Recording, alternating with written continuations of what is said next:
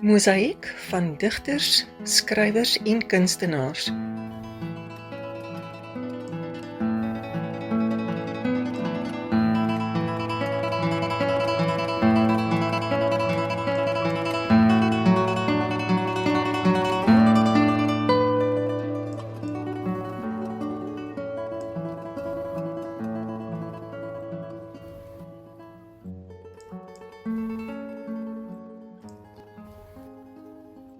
Liewe luisteraars, baie welkom by Mosaïek van digters, skrywers en kunstenaars.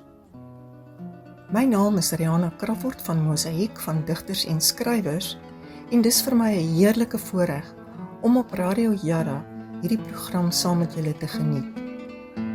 Ons visie is om kunstenaars in al sy genres aan ons luisteraars bekend te stel, deur onderhoude met hulle te voer en die mens agter die kunstenaar te leer ken. Julle sal ons ook vind op Facebook, YouTube en Telegram. En ons nooi al ons kunstenaars om deel te word van Mosaïek van digters en skrywers, maar ook alle ander kunstenaars op Facebook en op YouTube. Die platform is vir digters, skrywers, joernaliste, wat uiteraard artikels en meningsstukke insluit, kort draaiboekskrywers, radiodramas, bloggers, liedjieskrywers en daarmee uiteraard die sangers wat optree, vloggers en praatpoësie. Hierdie program van ons word weekliks as 'n podcast bekendgestel op YouTube en julle kan gerus inskakel daarop om weer te luister na ons uitsending saam met ons kunstenaars. Ons het ook ons eie online glanstydskrif, Mosaïek, wat beskikbaar is 1 keer 'n maand vir almal. Gaan gerus op ons YouTube kanaal en gaan lees saam met ons wat was ons hoogtepunte van die maand.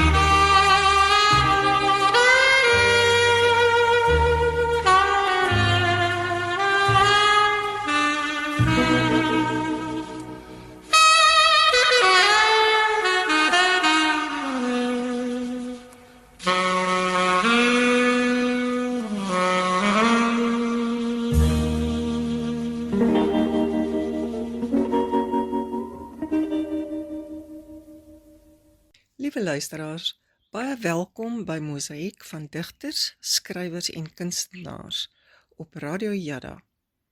Vandag is 'n baie spesiale episode, want ons kuier vandag hier in die ateljee, saam met 'n baie bekende skrywer, Sybi Kleinhans, 'n household name in die skrywerswêreld. Hy bring woorde, emosies en verbeelding bymekaar, op 'n manier wat sy lesers nie net vermaak nie, maar ook wegvoer na 'n ander wêreld. Sybi Kleinhans, bekend onder byname soos Madefu, Ratel of Baardman, is 'n geliefde Suid-Afrikaanse storieverteller. Herkenbaar vir sy humor, hartlikheid en die tydsketsende vertelstyl van sy kortverhale en romans.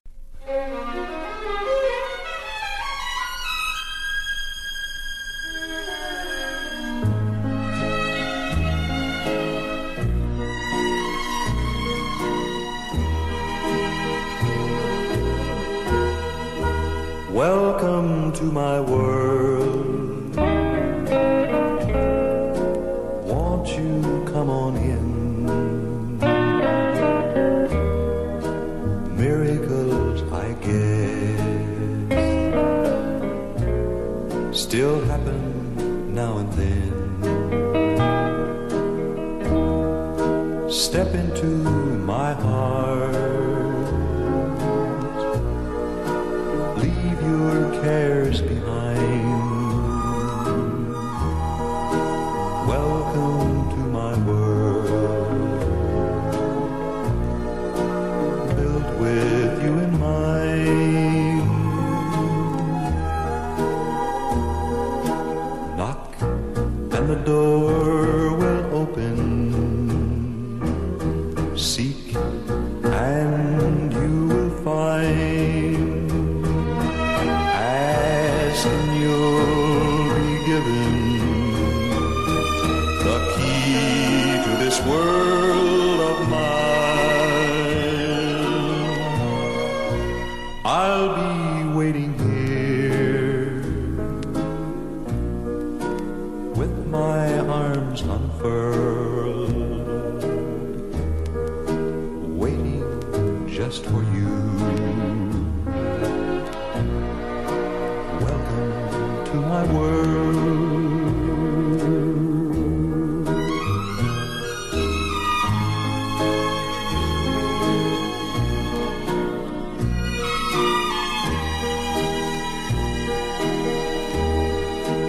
Waiting just for you. Welcome to my world.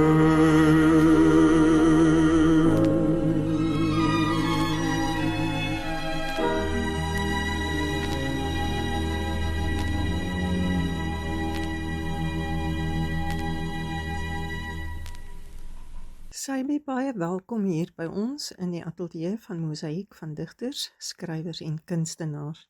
Dis vir my 'n heerlike voorreg om hier bakkant om 'n koppie koffie met jou te kan gesels oor jou skrywersloopbaan. Baie dankie, Rihanna en die luisteraars van Mosaïek van digters, skrywers en kunstenaars en Radio Jada. Ek is opgewonde om hier te wees. Alhoewel dit nou 'n bek vol van 'n naam is hierdie, ek moet fyn lees. Ek is regtig, ek vat hierdie ding van Rihanna en van julle, ek vat dit in my hart in. Want dis waar dit hoort. Sonder julle help dit nie. Ek skryf of ek dig in Afrikaans of ander doen dit nie. Want ons het die mooiste taal en baie, baie dankie. Sybi, kom ons gesels oor jou skrywersloopbaan. Neem ons terug na waar alles begin het. Wat was die eerste storie of gedig wat jy ooit geskryf het? Rihanna, om te sê wat ek eerste geskryf het, 'n gedig of 'n storie, dit kan ek nie vir jou sê nie. Maar die skryfstorie het begin eintlik om die kampvuur, terwyl ek jagter en toe later 'n wildbewaarder was. Dan vat ek nou 'n stukkie papier en ek krabbel daarop en ek maak 'n versie, 'n rympie. En ek lees hom vir die manne. Dis nou die kampwag en die spoorsnyer wat my dan wit oog, wit tand kyk en dan lag hulle omdat ek het geskryf het en ek gooi dit in die vuur. So dit is waar dit vandaan kom. Jy gebruik dikwels byname soos Madefu, Baartman en Ratau. Waar kom die name vandaan en hoe beïnvloed hulle jou skryfstyl? Ja, die 3 name, Madefu, Baartman en Ratau, is maar byname. Ratau is my eerste naam gewees. Volgens die mense van die plaas, as ek kwaad word, dan is die breinoor nie meer brein nie, maar hulle lyk soos 'n leeu en so geelerig. Toe trek ek alhoewel noord toe, maar met my hare wat op my skouers hang en 'n baard wat ongelooflik amper tot die oor my bors hang. Toe word ek Madefu, wat beteken Baartman. En die Baartman is maar die name wat op Facebook kom. Dit het nie enige iets te doen met my skryfstyl nie. Dit is byname. Wat trek jou persoonlik na die Afrikaanse taal as medium vir jou stories en gedigte? Afrikaans, ek glo nie ek kan in 'n ander taal dig of skryf nie, want ek is 'n skrywer wat ek skep uit my hart uit en ek pen neer wat my hart vir my sê. Of dit 'n droom is en of dit 'n werklikheid is, maar Afrikaans vloei deur my. Ek verstaan hom. Hy's sag op my mond as ek moet praat en hy's goed vir my vingers as ek hom tik. Hoe het jou verhouding met Malherbe Uitgewers ontstaan? In so 12 jaar terug, nee, 11 jaar terug, ek was nog 'n potgietersrus gewees, het die Leen my gekontak, die Leen Malherbe, en gevra ek moet vir haar laat op Facebook 1 keer 'n week ietsie skryf, prosa, poësie, gedigte, net wat ek wil, en dan sal sy vir my dit in druk. Nou, ek het dit gedoen, sy het haar kant van die wagen uitgevoer, en die boek, want ek is gedruk. Maar ek het dit beskou, die hele ding, sien ek maar ek kry blootstelling hier, deur ander instansies wat my boek kan verkoop, dit kan op e-boeke kom, dit maak 'n wye veld vir my oop, beter as wat ek nou as selfuitgewer dit ooit kon doen. Jy skryf in soveel genres, van kinderboeke tot spanning en poësie. Hoe bestuur jy daardie verskeidenheid? Die genres van kinderboek, spanning en poësie. Ek weet nie, ek bestuur nie, ek volg my hart.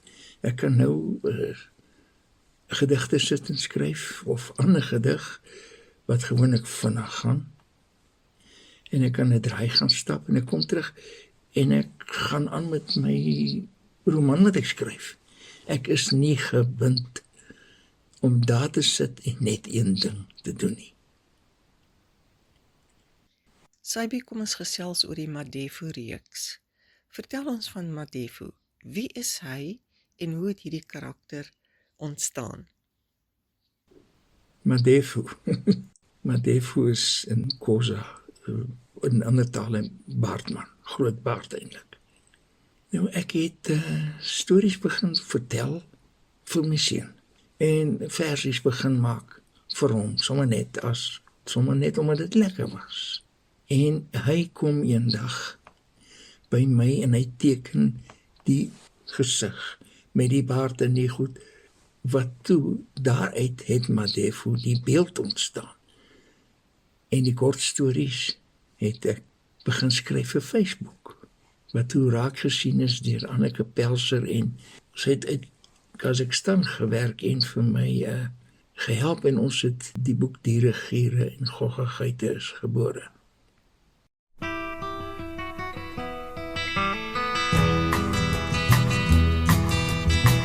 Melinda was mine till the time that I found her holding Jim, loving him. Then Sue came along, loved me strong, that's what I thought.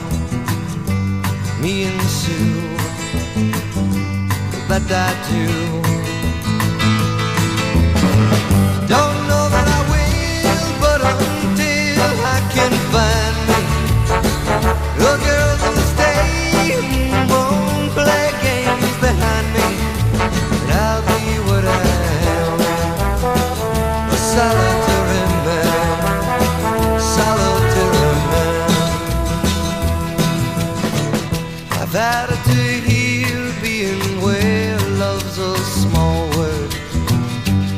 all-time thing, paper rain. I know it's been done having one girl who loves you, right or wrong, we go strong. Don't know that I will, but until I can find me a girl that'll stay and won't play games behind me, I'll be what I am, a solitary man, solitary man.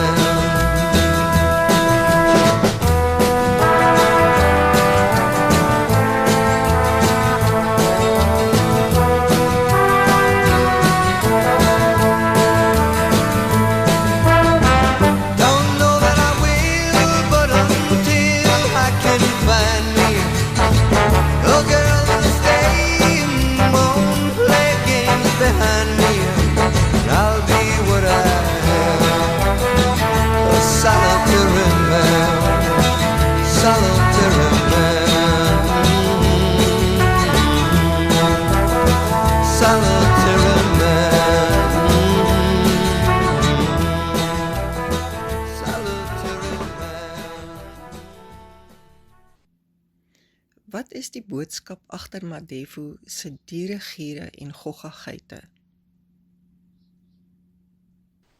Die boodskap van dieregiere en gogga-geite is eintlik net sien die dier, die insek, die gogga, ook as 'n lewende voorwerp, 'n dier, wat ook al, ook met bewegings en sy eie wil en al daardie goed. So ek dink die boodskap is, sien om jou raak, van muggie tot olifant. Jou humor is altyd raak. Het jy 'n spesifieke teikenmark in gedagte wanneer jy skryf? Ek dink as ek 'n spesifieke kind of wat, is alles my seun. Dis maar my seun, terugwerkend van hy 'n kleuter was, wat ek hom baie saamgevat het as wildbewaarder, as landboubeampte, en vir hom stories vertel het. Toe was daar nog nie 'n Madevu beeld of iets, of enige iets in my kop nie. Dit is net pa en seun, en 'n pa wat baie ongemaklik is om met 'n seun te praat, want ek weet nie wat moet ek praat nie. Hoe reageer lesers op Madevu se avonture? Deel asseblief 'n staaltjie. My staaltjie is eintlik wat hulle die meeste van die kinders my vra is, oom, kan jy regtig diere taal praat? Dan moet ek, dit is 'n bietjie moeilik, hoe nou? Want oom, ek wil hê jy moet vir hierdie hond van my sê, hy moenie my ma se wortels uitgrou nie. Hoekom dink jy is dit belangrik om in die Afrikaanse moedertaal te skryf? Kinders moet in hulle moedertaal skryf. Dis die taal wat hy verstaan. Dis hoe hy leer sy pyn, sy vreugde, sy hartseer, sy drome. Hy gaan tog nie, 'n Afrikaanse kind gaan tog nie in Engels droom nie, gaan hy. En so nee, dit is baie belangrik, hy moet sy moedertaal kan skryf. Sybi, kom ons gesels oor Hoonlag van die Harlekyn en jou ander romans. Hoonlag van die Harlekyn is vol intrige en emosie. Wat het jou geïnspireer om die boek te skryf? Hoonlag van die Harlekyn. Dit is eintlik 'n mooi naam vir my gewees. Ek het maar as jongman, sou ek vreeslik graag in 'n sirkus wil gaan werk. Wat anders as leeutemmer of David die diere, want dit is my liefde. Leeu's veral het 'n simboliese rol hierso vir my. Ek sou so graag 'n dieretemmer wou wees. Die hoofkarakter Sean Collins is kompleks. Is hy geïnspireer deur iemand uit jou eie lewe? Sean Collins is 'n maklike naam om te sê, om te skryf of dat ook al. Ek dink in 'n mate in al my boeke is daar 'n deel van my. Dit kom net daar, want ek het 'n onstuimige lewe, 'n avontuurlike lewe gehad. En Sean Collins het mooi gepas by die naam van hierdie karakter.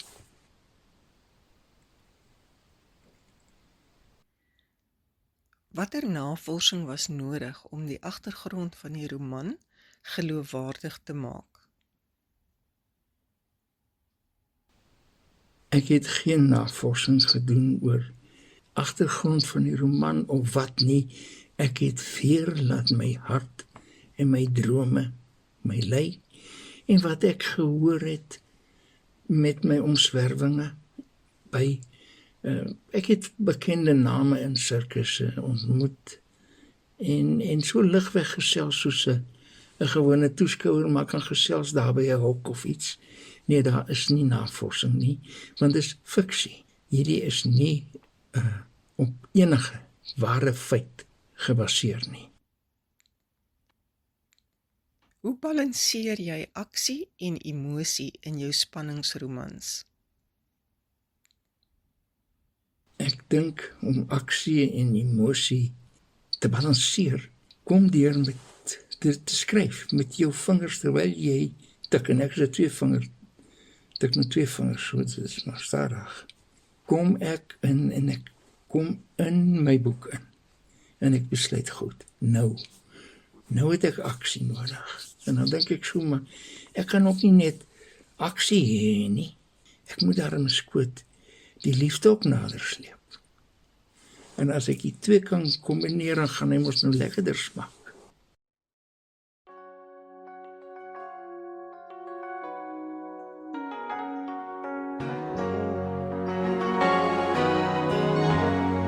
To all the girls I've loved before, who travel in and out my door, I'm glad they came along. I dedicate this song to all the girls I've loved before, to all the girls I once caressed, and may I say I've had the best for helping me to grow. I owe a lot, I know, to all the girls I've loved before. The winds of change always blowing, and every time I try to stay, the winds of change continue blowing, and they just carry me away. To all the girls who share my life, who now are someone else's wives, I'm glad they came along. I dedicate this song to all the girls I've loved before, to all the girls who cared for me, who filled my nights with ecstasy. They live within my heart, I'll always be a part of all the girls I've loved before. The winds of change are always blowing, and every time I try to stay, the winds of change continue blowing, and they just carry me away.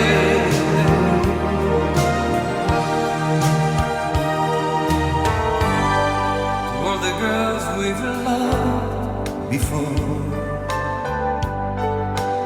who travel in and out our door, we're glad they came along.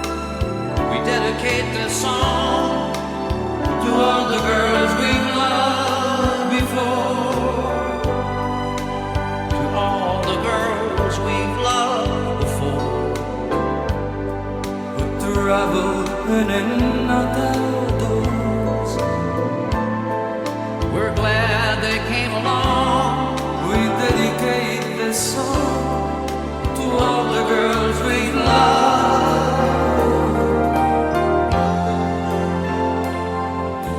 before.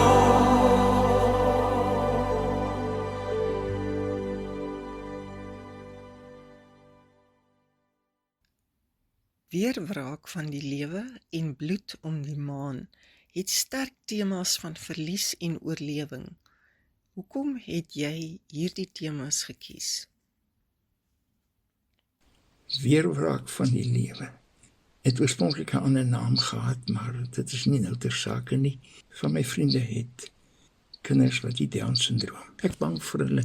Ek het nie geweet hoe om op te tree teen hulle nie. En ek het met die mengery van die ouers en so het ek besef dat hierdie is eintlik 'n wonderlike 'n stukkie mens hierdie. Jy moet diep in jou dinge delf om hierdie kind te kan verstaan. So dit was vir my 'n uitdaging om weerwraak van die lewe te skryf. Maar hy het vir my getap hier binnekant, hy het my getap. Ek glo nie ek sal weer so 'n boek wil aanpak nie, glo. Bloed om die maan is seker maar met my eie lewe, weer eens my egskeiding, wat alles gekos het, my plaas en my huis. Ek was lippe teen die klippe soos hulle sê. Hier moet ek 'n 7-jarige kind alleen grootmaak en ek voel ek is nie bevoeg nie. Ek dink bloed om die maan is 'n groot deel van my gevat.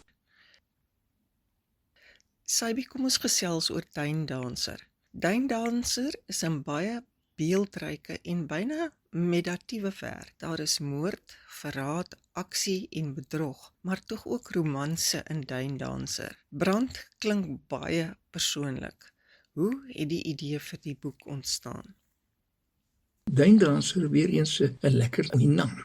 Moord en aksie is so. En hierdie is werklik die oopmaak van 'n deur wat ek doelbewus in die 70's gesluit het, wat met myself gebeur het. En dit was moeilik. Ek wou dit doen want ek wou hierdie seer uit my uitkry. En hoe beter dan te skryf. Soos ek sê, die naam is net lekker. Die beeld van die danser op die duine is so sterk. Watter simboliek het jy daarin geplaas? En is dit geïnspireer deur 'n spesifieke ervaring of persoon? Duine is vir my so absolute medium, as ek dit so kan noem. 'n Duin, 'n reuse duin, het so 'n uitwerking op my as persoon en laat my nietig voel. Laat my besef ek is net 'n mens. En 'n mens het emosies. Daarom bring die duine, daai reusagtige sandmassa, het sy dit wit of rooi duin is, bring iets uit wat die gewone omgewing nie kan uitbring nie. Baie van die taalgebruik in Duindanser is poëties. Sou jy dit as 'n digbundel, 'n kortverhaal of simboliese prosa beskryf of net as 'n roman? Om Duindanser te beskryf, nee, dit is 'n roman. Dis 'n roman met waarin ek trag om die skoonheid van Afrikaans uit te bring. Omdat jy kan Afrikaans met jou hart praat. Ek skep in baie van my digbundels, van my gedigte, en baie van my romans, skep ek my eie woorde, want Afrikaans leen hom daartoe om hom te gebruik. Prosa, ja, ek dink alles in Afrikaans is prosa. As jy nou verstaan wat ek bedoel by alles. Ek dink as 'n man kragwoorde gebruik, kan jy dit ook al prosa noem.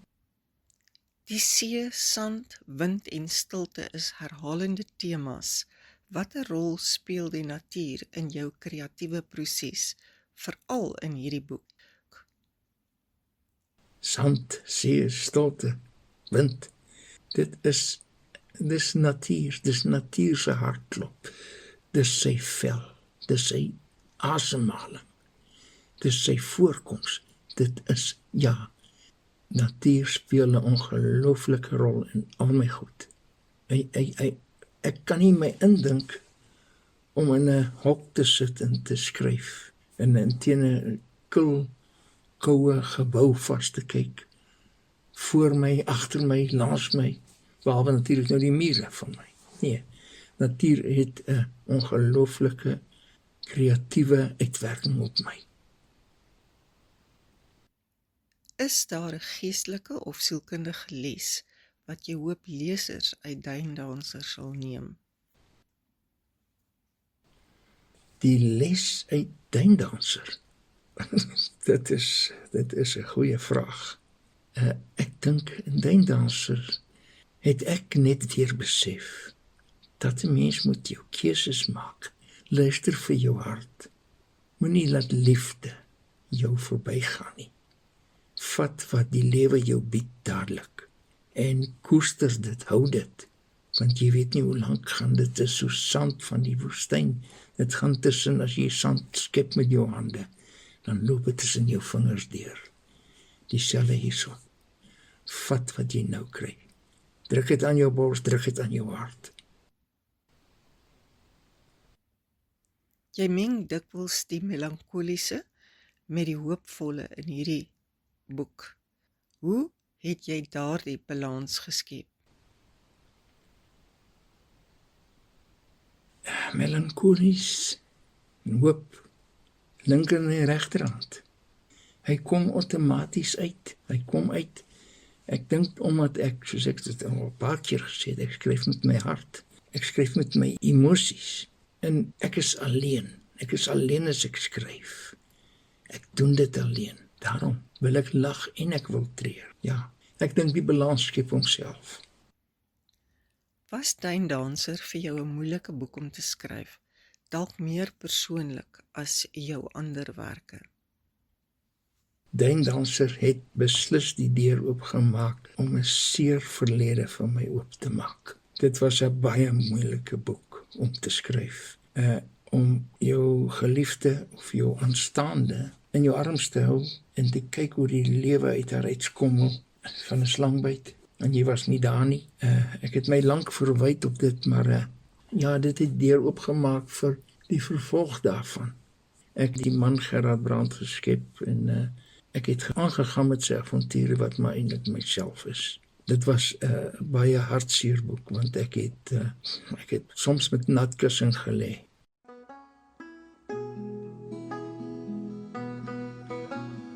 Throughout history, there have been many songs written about the eternal triangle. This next one tells the story of a Mr. Grayson, a beautiful woman, and a condemned man named Tom Dooley. When the sun rises tomorrow, Tom Dooley must hang. Hang down your head, Tom Dooley, hang down your head and cry. Hang down your head, Tom Dooley, poor boy, you're bound to die. I met her on the mountain, there I took her life. Met her on the mountain, stabbed her with my knife. Hang down your head, Tom Dooley, hang down your head and cry. Hang down your head, Tom Dooley, poor boy, you're bound to die. This time tomorrow, reckon where I'll be. Hadn't it been for Grayson, I'd have been in Tennessee. Oh, well, now, boy, hang down your head and cry. Hang down your head and cry. Oh, well, hang down your head and cry. Oh boy, you're bound to die. oh, well, now, boy, Hang down your head and cry. Hang down your head and cry. oh, well, Hang down your head and cry. Oh boy, you're bound to die. This time tomorrow, thinking where I'll be, down in some lonesome valley, hanging from a white oak tree. Hang down your head, Tom Dooley, hang down your head and cry. Hang down your head, Tom Dooley, poor boy, you're bound to die. Oh, well, now, boy, Hang down your head, Tom Dooley, hang down your head and cry. oh, well, Hang down your head, Tom Dooley, poor boy, you're bound to die. Poor boy, you're bound to die. Poor boy, you're bound to die. poor boy, you're bound to die. Sybi, kom ons gesels oor jou poësie en digbundels. Jy het onlangs Bruilof op 'n Sonneblom saam met Margaret Bennett uitgegee. Hoe het daardie samewerking ontstaan?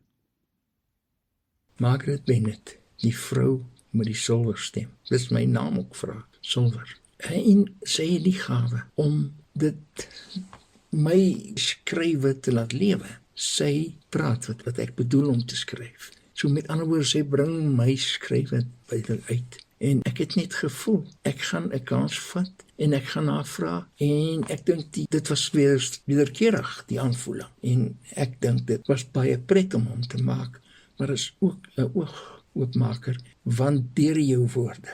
Ek weet nie wat die geleerde mense sê nie, maar ek huil en ek lag in my woorde. En ons het almal verdriet en ons het almal verpletterde drome en ons het almal hoop en vrees in ons. Hoe verskil jou digterlike stem van jou prosa stem? Digterlik, prosa stem. Ek dink nie ek kan regtig 'n verskil tussen my, want ek kan nou hier sit en prosa skryf en ek kan omdraai en ek kan dig. Ek het nie nodig om in myself in 'n ander modem te sit nie. Ek kan dit doen soos wat ek nou hier praat. Nee, ek glo nie dis 'n probleem vir my nie. Het jy 'n gunsteling vers in die bundel wat jy vir ons kan voorlees? My gunsteling gedig is elkeen eintlik op sy manier my gunsteling. Maar ek het toevallig hierdie een iemand. Ek herhaal, ek is 'n skrywer, ek is nie 'n leser nie. Ek het 'n hoed oor my hart gehang, want ek was so bang, so bitter bang, dat my verlede my weer sal vang, of dat die hede my siel weer sou versmoor. Verder skeer, is daar dalk iemand wat my kreet kan, of wil hoor, iemand wat wil weet, wat selfverwyt en eensaamheid aan 'n man kan doen. Wat inspireer jou digkuns? Is dit landskap, mense of emosies? Ek dink my digkuns is emosies, dan mense, dan landskap. Maar met emosies sien jy mense en jy sien landskappe, jy skep mense en jy skep landskappe. So ek dink ek gaan ek emosies noem. Ja, emosies is baie sterk by my. Dink jy digkuns het steeds 'n plek in ons moderne wêreld? Digkuns sal altyd 'n plek hê, want maak nie saak hoe modern dit is en wat die eise van die moderne lewe. Hy gee altyd die ruimte vir liefde. En wat beter as om sommer 'n vers uit die hart uit vir jou geliefde te sê. My hartedief, ek het jou lief. Dis mos lekker. Nee, hy sal 'n plek in ons moderne wêreld hê. En in die toekomstige gaan hy altyd daar wees. Sybi, kom ons gesels oor die kreatiewe proses en inspirasie van jou skrywes. Hoe lyk jou tipiese skryfdag? Pen en papier of rekenaar? Ek skryf beslis met 'n rekenaar, want as ek met pen skryf, dan kan ek nie lees wat ek geskryf het nie. En my dag is, as ek opstaan, as ek wakker word 3 uur in die nag, en ek voel lus om te skryf, dan gaan skryf ek, behalwe in die winter, nou definitief nie. En dit maak nie saak, hoe lank nie. Ek kan nou skryf, ek kan alleen slaap, en ek kan 10 minute lê en ek kan opstaan en ek kan skryf. So, maar dit is beslis op die oopklappie of dan nou die rekenaar. Waar kry jy jou stories vandaan? Is dit drome, herinnering of mense om jou? My stories is herinneringe die meeste, ja. En dan drome. Ek het nou, dis nie altyd so voordelig nie, maar ek is 'n oop oogdromer.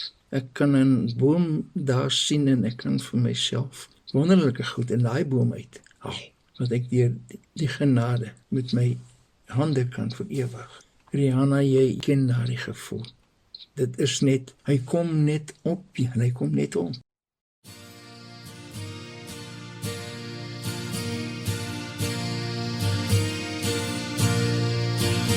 I was lost in France, in the fields the birds are singing.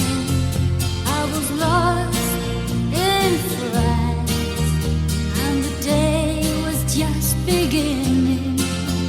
As I stood there in the morning rain, I had a feeling I can't explain. I was lost in France, in love. I was lost in France, in the street a band was playing, and the crowd all danced, couldn't catch what they were saying.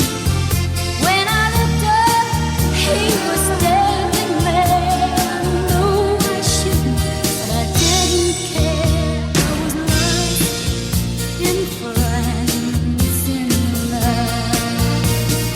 Ooh la la la, dance. Ooh la la, dance. Ooh la la, dance. Ooh la la, dance. Ooh la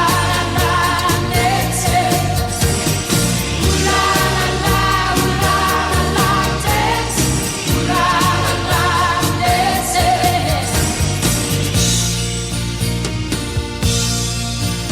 I was lost in France, and the vines were overflowing. I was lost in France, and a million stars were glowing. And I looked round for a telephone to say, baby, I won't be home. I was lost in France, in love. Ooh la la la, dance. Ooh la la, dance. Ooh la la, dance. Ooh la la, dance. Ooh la la, dance. Ooh la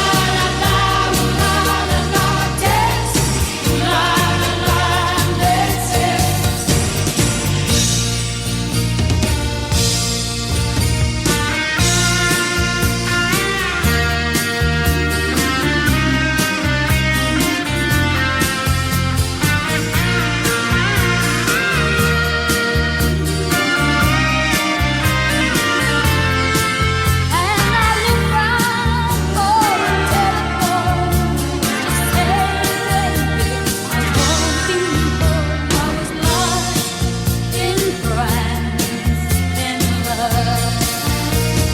Ooh la la, dance. Ooh la la, dance. Ooh la la, dance.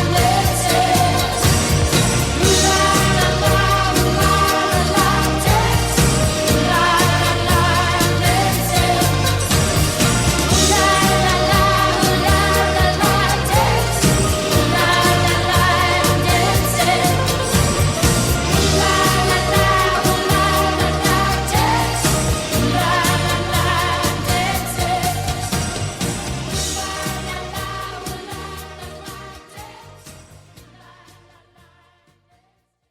Is daar 'n bepaalde atmosfeer of plek waarin jy die beste skryf? Rihanna, as ek moet sê, ek soek stilte as ek skryf. En ek bedoel by stilte menslike, meganiese geluide en goed is uit. Die natuur, ja, die praat van die voëls, of die oog veraf gebrul van 'n leeu. Dit skryf manna daai. Dis hoe op dan daarin. Skryf jy met 'n spesifieke gehoor in gedagte of skryf jy vir jouself? Rihanna, ek dink ek skryf vir myself, want ek het, soos ek reeds genoem het, ek het 'n onstuimige verlede, en daar's seerplekkies en daar's skaafplekkies, en hierdie skryf, dit bring vir myself, so ek dink ek skryf vir myself, en natuurlik, as ek nie meer daar is nie, vir my seun Reinhard, wie ook al daar is, maar heidaglik skryf ek vir myself.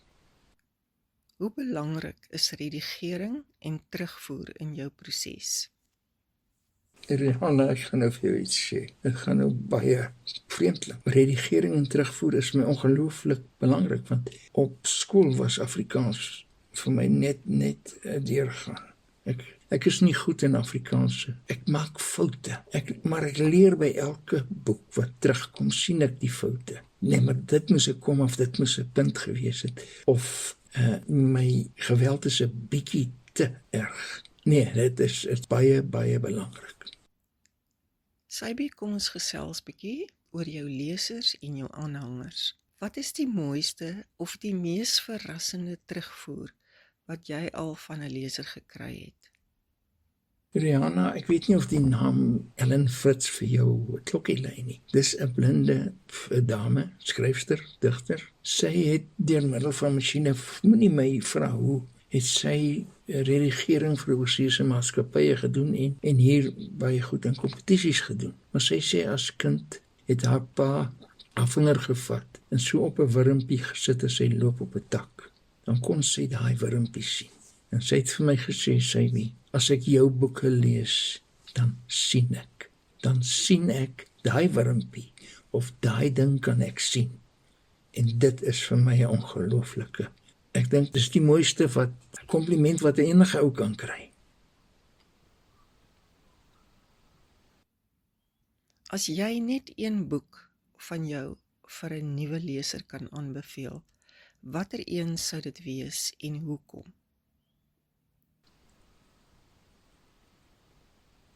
Dis moeilik om 'n boek aan te beveel, Rihanna. Ek sou my smaak Tula Sana aanbeveel. Tula Sana wat eintlik liewe kind beteken. Weet jy, dis nou wel na die Boereoorlog geskryf waar dit afspeel, maar die boodskap wat dit deurbring is, jy al die skokke en al die seermaak en goed, kom nie net van ander plekke af, dit kom van jou eie mense, jou eie medeburgers, jou buurman. So ek dink dit is, wees bedag op almal. Ek wantrou makliker as wat ek vertrou.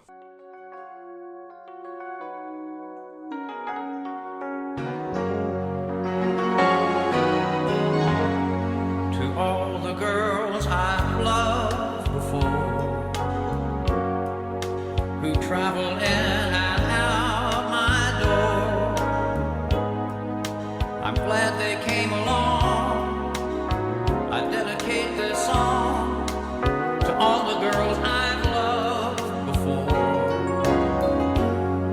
to all the girls I once caressed, and may I say I've been the best for helping me to grow. I owe a lot, I know, to all the girls I've loved before. The winds of change are always blowing, and every time I try to stay,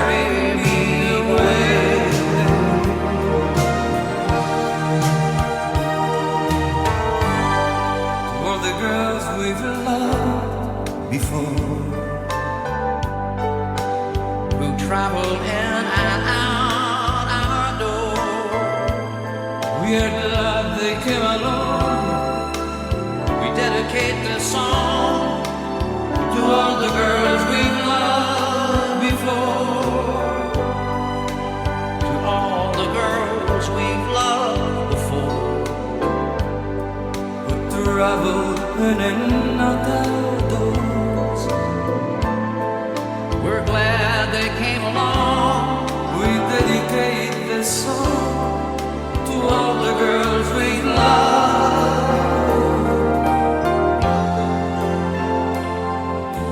Before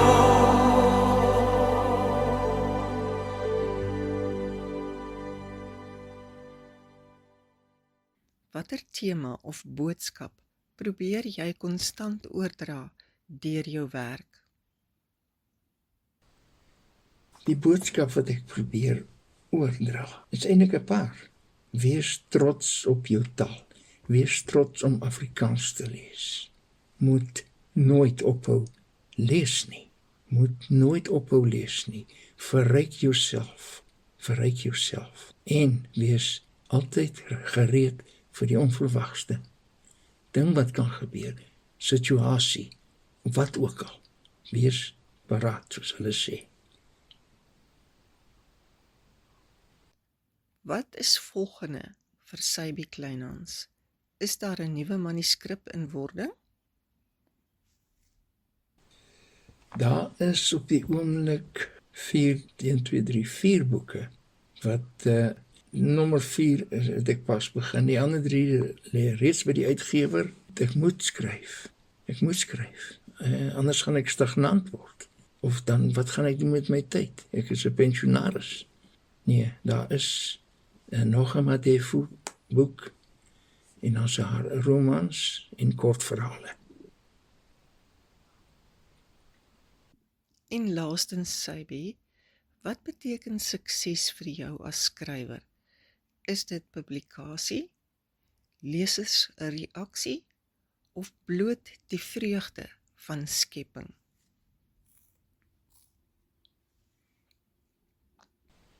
Ek kan sê, dis vir my 'n vreugde om te skryf.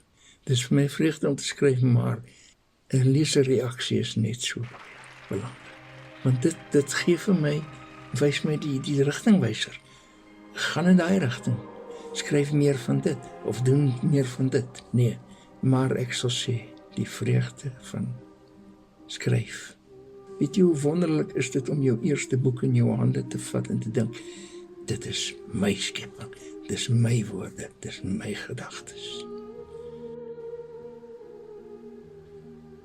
Sybi, baie dankie dat jy jou storie en jou hart met ons gedeel het. Jou boeke en digkuns getuig nie net van talent nie, maar ook van integriteit. Baie dankie Rihanna vir die voorreg om vandag op Mosaïek van digters, skrywers en kunstenaars op Radio Jada met jou en die luisteraars te kom gesels. En my lewenswyse, romans en gedigte met julle kan deel. En luisteraars, ek hoop julle kon daarom iets van Sybi Kleinhans leer. Baie dankie. Luisteraars, dit was Sybi Kleinhans hier op Mosaïek van digters, skrywers en kunstenaars. Gaan volg hom op sosiale media. Koop gerus van sy romans en onthou, woorde raak die siel as dit eg is. Tot volgende keer, wanneer ons weer so maak. Shalom.